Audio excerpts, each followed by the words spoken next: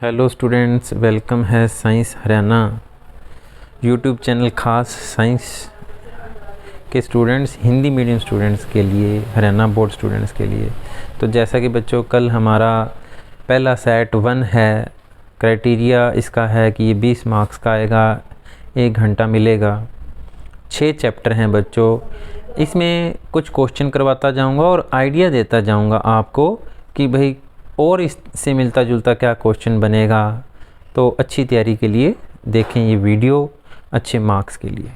तो ये सबसे पहला क्वेश्चन है। एक क्वेश्चन बच्चों टाइप ऑफ रिएक्शन यानी कि रासायनिक अभिक्रिया के प्रकार के ऊपर आएगा ही आएगा। ऊष्माक्षेपी, ऊष्माशोषी, कई तरह की होती हैं हमारी, 8 तरह की रासायनिक अभिक्रियाएँ हैं। तो यहाँ सामने रासायनिक अभिक्रिया कैसी है देखो बच्चों। आयरन ऑक्साइड में एल्यूमिनियम जब किया तो एल्यूमिनियम ऑक्साइड प्लस लोहा आयरन बन गया। तो ये किस प्रकार की अभिक्रिया है? तो ये बच्चों विस्थापन अभिक्रिया है, क्योंकि एल्यूमिनियम जो कि ने आयरन को हटा के खुद ऑक्सीजन से लग गया। तो ये कैसी अभिक्रिया है? विस्थापन अभिक्रिया है। तो इसके लिए आप विस्थापन के ऊपर टिक मार्क लगा देते हैं। तो बच्चों इस प्रकार से जो है एक क्वेश्चन आपको मिलेगा टाइप ऑफ रिएक्शन के ऊपर। नेक्स्ट क्वेश्चन देखते हैं अपन। हाँ, एक पीएच मान के ऊपर आपको मिलेगा ही मिलेगा। थोड़ा पीएच मान के बारे में आपको जानकारी भी दे देता हूँ, फिर एक क्वेश्चन करवा दूंगा। पीएच स्केल क्या होती है बच्चों? अम्लीयता और क्षारीयता का ज्ञान देने के लिए 0 से लेके 14 तक हमने प्रासर पीएच का बनाया गया है। तो 7 वाला तो होता है उदासीन, 7 से अधिक पीएच मान वाला होता है क्षारीय, और 7 से कम मान वाला होता है अम्लीय। तो यहाँ पर वो दिया गया विलयन नीले लिटमस को लाल करता है, तो वो अम्ल होगा, और अगर लाल लिटमस नीला होता है तो वो क्षार होगा। तो यहाँ पर हम देखते हैं कि हमें जो विलयन दिया कैसा दिया है। विलयन लाल लिटमस को नीला करता है, इसका मतलब वो क्या है? क्षार है। क्षार है तो उसका पीएच मान क्या होगा? 7 से अधिक होगा, 7 और 14 के बीच। तो आप देखोगे बच्चों जो दिए हुए ऑप्शन हैं हमारे पास, उसमें सिर्फ 7 से अधिक केवल डी ऑप्शन है। तो हमें डी ऑप्शन पे क्लिक करना है, क्योंकि एक ही इनमें से उपलब्ध जो है, उसने सीधा नहीं कहा क्षारीय है, उसने कहा लाल लिटमस को नीला करता है। अम्ल नीले लिटमस को लाल करते हैं, ये याद रखना बच्चों। अगला क्वेश्चन देखते हैं अपन। तो ज़्यादातर जो सबसे बड़ा पार्ट है इन 6 पाठों में जैव प्रक्रम पाठ है बच्चों, जीव विज्ञान का। तो जैव प्रक्रम पाठ से 3 नंबर का क्वेश्चन भी आएगा, मैंने दिया है इसमें 3 नंबर का प्रश्न। तो वृक्क एक तंत्र, एक भाग है जो संबंधित है बच्चों। तो वृक्क, वृकाणु, 2 किडनियाँ होती हैं हमारे शरीर में। तो वृक्क हमारे शरीर से जहरीले पदार्थ निकालने का काम करता है। तो इसके लिए हमारे पास जो है 2 किडनियाँ होती हैं। कई बार प्रश्न आ जाता है वृक्क का बाय नेम डायग्राम भी बनाएं। ये हमारी मूत्र थैली, जहाँ मूत्र सारा इकट्ठा होता है, 2 वृक्क होते हैं। तो वृक्क का काम क्या है? मूत्र जो है जिसे जहरीले पदार्थ को बाहर निकालना हमारे शरीर से, मूत्र के रास्ते से।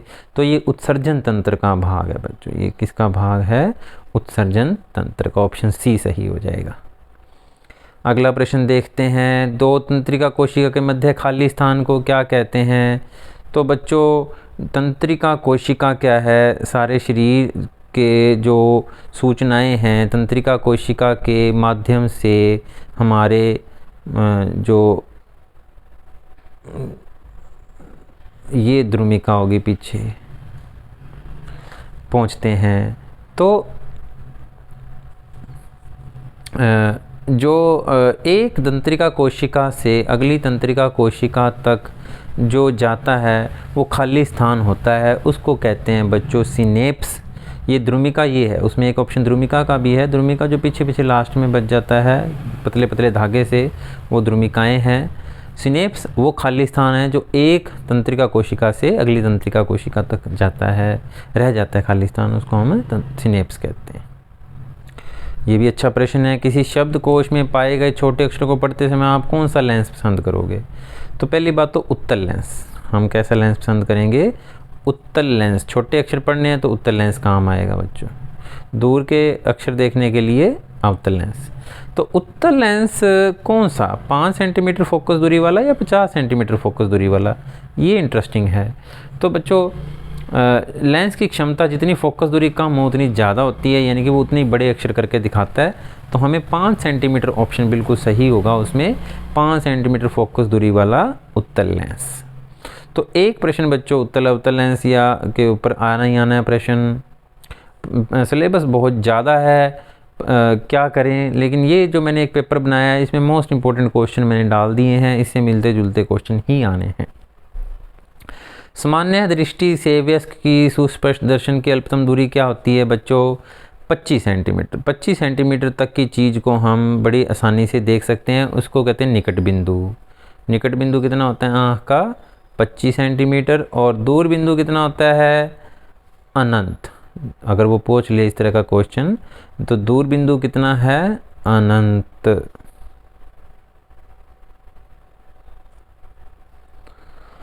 तो एक क्वेश्चन आ गया, उसके साथ मिलता जुलता एक क्वेश्चन करवा दिए। इससे मान लो अगर मैंने इसमें 14 क्वेश्चन डाले हैं तो आपके 30 क्वेश्चन तैयार हो जाएंगे, और मुझे उम्मीद है बहुत अच्छा पेपर होगा बच्चों आपका।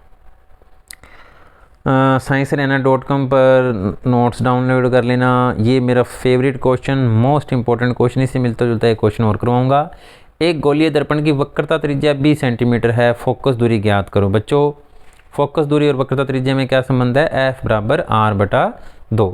तो 20 सेंटीमीटर फोकस दूरी दे रखी है, तो सीधी सी बात है 20 का आधा क्या हो जाएगा, 10 सेंटीमीटर। तो उत्तर आ जाएगा 10 सेंटीमीटर।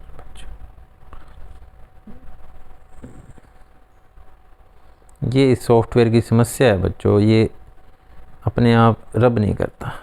ठीक है बच्चों, चलो आगे आ गए हम, अब रबड़ को भी छोड़ो। भोजन के पूर्ण पाचन का स्थान है, एक सही गलत भी, ट्रू फॉल्स भी आएंगे, खाली स्थान भी आएंगे बच्चों अपने पेपर में। तो भोजन के पूर्ण पाचन का स्थान है छोटी आंत। तो वसा का पाचन, शर्करा का पाचन कैसे होता है, छोटे छोटे उभरी हुई संरचनाएं होती हैं छोटी आंत पर, उनको क्या कहते हैं, दीर्घरोम। छोटी छोटी उभरी संरचनाओं को क्या कहते हैं, ये आया हुआ प्रश्न हमारे किसी न किसी टेस्ट में, पेपर में। जो उभरी हुई संरचनाएं होती हैं छोटी आंत, पूर्ण पाचन का स्थान है छोटी आंत। और विशेष बात पाचन तंत्र का, तो बच्चों मुख से ही पाचन शुरू हो जाता है। मिलेज एंजाइम पाया जाता है लार के अंदर ही, प्रोटीन को पचाने के लिए ट्रिप्सिन और पेप्सिन एंजाइम है हमारे पास। तो इस तरह से पाचन तंत्र के ऊपर बहुत सारे छोटे छोटे क्वेश्चन 1 नंबर के बनते हैं, आते हैं। ट्रिप्सिन पेप्सिन एंजाइम क्या करते हैं, प्रोटीन का पाचन करते हैं। लाइपेज वसा का पाचन करता है। तो 1 नंबर में बड़े सारे क्वेश्चन हैं बच्चों इसमें। वसा का पाचन करने वाला एंजाइम है लाइपेज। तो कर लें बच्चों, ये काफ़ी अच्छा है। 6 पार्ट करने बहुत ही मुश्किल हैं बच्चों, एक छोटे बच्चे के लिए। पता नहीं क्या सोच के इन्होंने 6 पार्ट इकट्ठे दे दिए हैं। कम से कम 3 पार्टों की तैयारी तो बहुत अच्छी हो सकती है। बेकिंग सोडा का एक उपयोग बताएं बच्चों। 4 हमारे पास लवण हैं, चारों में से एक लवण के ऊपर मैंने 2 नंबर का आगे प्रश्न बना के दे रखा है। बेकिंग सोडे का उपयोग डबल रोटी फुलाने में होता है। क्यों होता है, क्योंकि जब इसकी क्रिया होती है, वैसे बेकिंग सोडे का सूत्र भी बता देते हैं आपको, लगे हाथ NaHCO3। गर्म करने पर ये कार्बन डाइऑक्साइड गैस छोड़ता है, plus Na2CO3 plus H2O plus CO2। तो यहाँ जो है, जो कार्बन डाइऑक्साइड गैस है, ये हमारे लिए ज़्यादा मैटर करती है बाकी सारी चीज़ों की। ये कार्बन डाइऑक्साइड गैस जब निकलती है तो अपनी जगह छोड़ती है, और इस वजह से वो चीज़ डबल रोटी वगैरह फूल जाती है। गर्म करने पर मीठे सोडे को कार्बन डाइऑक्साइड गैस आती है। आइए अगला प्रश्न देखते हैं। निम्नलिखित समीकरण को एक प्रश्न संतुलित करने का आना ही आना है बच्चों। 3 नंबर में भी आ सकता है संतुलित करने का। खाली डब्बे में स्थान भरें। तो बच्चों देखो बड़ी सिंपल सी समीकरण है, 2Ag + Cl2। तो यहाँ पर 2 ही लिखना है आपने और कुछ नहीं करना है इसको संतुलित करने। इस खाली डब्बे में क्या भरोगे, 2 लिख दोगे और उत्तर आ जाएगा बच्चों। तो अगला प्रश्न है, लार में पाए जाने वाले एंजाइम। देखो एक एंजाइम का प्रश्न आना ही है। 2 प्रश्न पूछ लिए मैंने, क्योंकि जैव प्रक्रम बहुत बड़ा पार्ट है, बहुत कुछ है इस पार्ट में। जाइलम, फ्लोएम, पता नहीं, वृक, वृकाणु, कोशिकाएं जो आंतरिक स्तर पर अधिकतम विनिमय के लिए हमारे फुफ्फुस में होती हैं, दोहरा परिसंचरण तंत्र, ये पार्ट ही अकेला पार्ट ही वैसे पक्के पेपरों में भी 8 नंबर का पार्ट होता है। ये एक क्वेश्चन 6 नंबर या 5 नंबर का इसी पार्ट से आता है। बच्चों इस पार्ट को बड़े ढंग से जरूरी करना। जैव प्रक्रम पार्ट, लाइफ प्रोसेस 6 नंबर का पार्ट। तो एमिलेज एंजाइम जो कि शर्करा के पाचन में सहायता करता है, किसके पाचन में सहायता करता है? शर्करा के, हमारे मुख में पाया जाता है। तो इसके बारे में थोड़ी बहुत साथ साथ जुड़ती जानकारी हमारे को। शर्करा यानी कि कार्बोहाइड्रेट, मुख में इसका स्त्रावन होता है एमिलेज एंजाइम का। तो बच्चों इस तरीके से ये जो है 10 प्रश्न 1-1 नंबर के हैं। इस तरह का पेपर आएगा बच्चों, ये आएगा, लेकिन काफ़ी उम्मीद है इससे मिलते जुलते ही क्वेश्चन आएंगे। अब हम चलते हैं 2-2 नंबर वाले प्रश्न, उससे मिलते जुलते 1-1 2-2 प्रश्न और करवा लूँगा। मैंने जैसे कि पहले कहा कि एक प्रश्न इस बात पर आएगा कि कैसी कैसी रासायनिक अभिक्रियाएं संभव हैं, जैसे कि ऊष्माक्षेपी, ऊष्माशोषी। तो यहाँ पे लोहे की कील को कॉपर सल्फेट में रखा गया, तो क्या होगा? लोहे की कील को जब हम कॉपर सल्फेट में रखते हैं तो निम्न क्रिया होती है बच्चों। और कॉपर सल्फेट नीला घोल होता है, इसकी एक्टिविटी मेरे साइंस रहना यूट्यूब चैनल पर पड़ी है बच्चों। लोहा क्या करता है? डिस्प्लेस कर देता है, ये एक विस्थापन अभिक्रिया है। प्लस साथ में कॉपर भूरे रंग का चूर्ण नीचे बैठ जाता है तली पर। तो ये किस तरह की अभिक्रिया है? विस्थापन अभिक्रिया। उसने ये भी पूछ रखा है प्रश्न में, किस प्रकार की अभिक्रिया है? विस्थापन अभिक्रिया है बच्चों। तो ये मैंने अभी ये लिख दी। धोने के सोडे के उपयोग बताएं। मैंने कहा एक आएगा पीओपी, विरंजक चूर्ण। 4 हैं हमारे पास साल्ट, तो चारों में से एक उपयोग इनके पता होने चाहिए। एक तो है विरंजक चूर्ण, और दूसरा है हमारे पास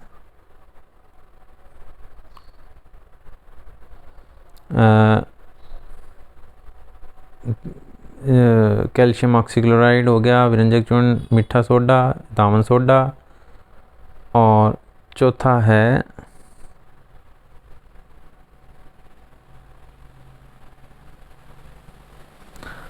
पीओपी, प्लास्टर ऑफ पेरिस। तो इनका जो है चारों का अपने उपयोग आता है और कर लेना बच्चों इनके उपयोग। अभी मीठे सोडे का उपयोग क्या है? पकोड़े बनाने में, फुलाने में, सॉफ्ट करने में इनका उपयोग होता है। दामन सोडा कांच बनाने में, और स्थायी कठोरता दूर करने में। इस तरीके से 3-4 उपयोग आप कर लें। साफ़ सफाई में दामन सोडे का उपयोग होता है। ग्लूकोज के ऑक्सीकरण के विभिन्न पथ कौन से हैं? तो बच्चों हमारी कोशिकाओं में ग्लूकोज 3 तरीके से टूट सकता है। ऑक्सीजन की उपस्थिति में कैसे? माइटोकॉन्ड्रिया में, और इसमें उपोत्पाद बनता है कार्बन डाइऑक्साइड प्लस जल। ऑक्सीजन के अभाव में हमारी पेशीय कोशिकाओं में होता है, इसमें उत्पाद बनता है लैक्टिक अम्ल प्लस ऊर्जा। और ऑक्सीजन की अनुपस्थिति में होता किस में है? यीस्ट में। ये मैं लिखना भूल गया हूँ, किस में होता है? यीस्ट में। यीस्ट यानी कि हम खमीर कहते हैं आम भाषा में, यीस्ट में। और इसमें जो होता है बिना ऑक्सीजन के ही, और इथेनॉल, ये बड़ी इंटरेस्टिंग बात है कि इसमें उप उत्पाद जो बनता है, क्या बनता है? इथेनॉल बनता है।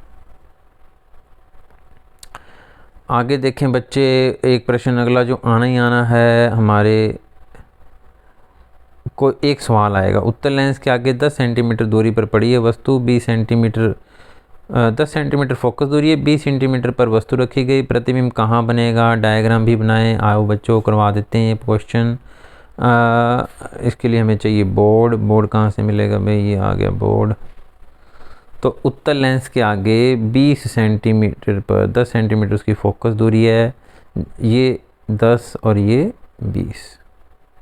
यहाँ पड़ी है वस्तु, ये गई प्रकाश की किरण टकरा के फोकस में से गुजरेगी, और जो ऑप्टिकल सेंटर से जाएगी वो सीधी जाएगी बच्चों।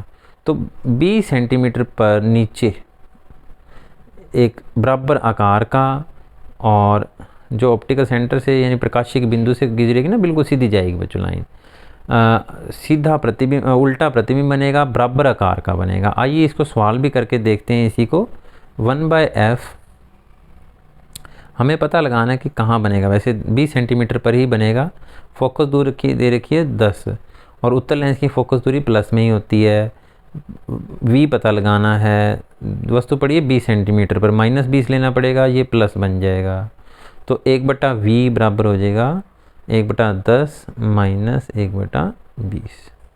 तो इसको हल करने पर 20 लघुत्तम आ गया, 2 - 1 आ गया, 1/20 आ गया, 1/f बराबर। तो 1/f जब 1/20 आ गया तो f क्या आ जाएगा हमारे पास,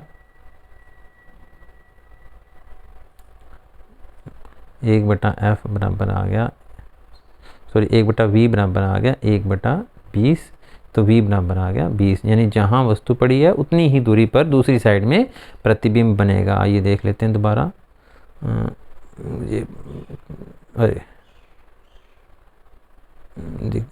10वां नंबर पेज। तो ये देखिए बच्चों, जितनी दूरी पर वस्तु पड़ी है उतनी ही दूरी पर प्रतिबिंब बना है, परंतु ये दूरी प्लस में आई है, +20, और इस दूरी को क्या कहना है, -20। हमने वहाँ u -20 रखा था।